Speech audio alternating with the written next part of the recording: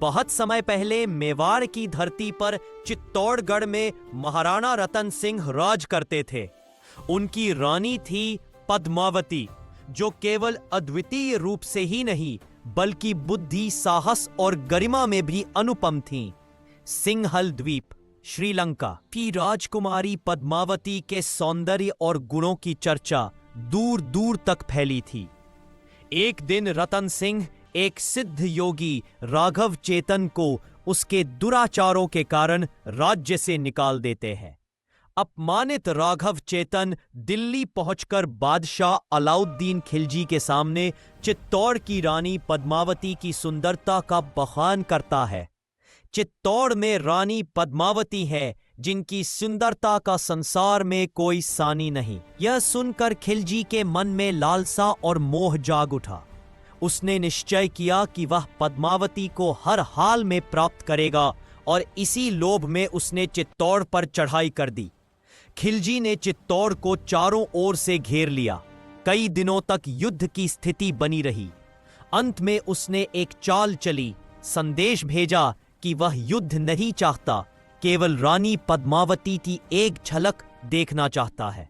राणा रतन सिंह उसकी साजिश को समझते थे।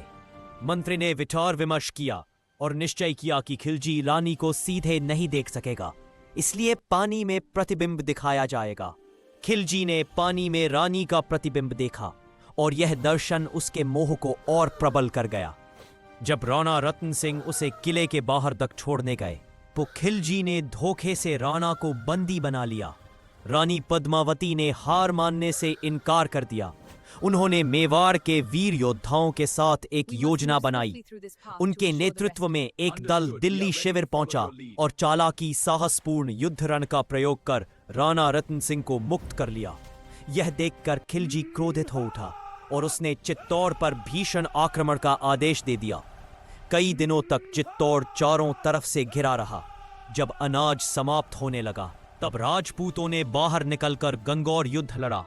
आसा खिलजी की विशाल सेना के सामने चित्तौड़ के वीरों ने पूरा बल लगाया, परंतु युद्ध का परिणाम धीरे धीरे स्पष्ट होता गया। जब पराजय निश्चित दिखने लगी तब रानी पद्मावती ने वह निर्णय लिया जिसे इतिहास आज भी आदर से स्मरण करती है। हजारों राजपूत रानियों, माताओं और वीरांगनाओं ने जौहर अग्निकुंड में प्रवेश कर चित्तौड़ की मर्यादा और आत्मसम्मान की रक्षा की। उधर राजपूत पुरुषों ने केसरिया बांधकर अंतिम सांस तक जय मेवाड़ का नारा लगाते हुए रणभूमि में वीरगति पाई। रानी पद्मावती की कहानी केवल सौंदर्य की कथा नहीं, यह सम्मान, त्याग, वीरता और राजपूताना गौरव की अमर गाथा है। साम्राज्य मिट जाते हैं, लेकिन चित्तौड़ की यह शौर्य गाथा सदियों से हर भारतीय के हृदय में प्रज्वलित है।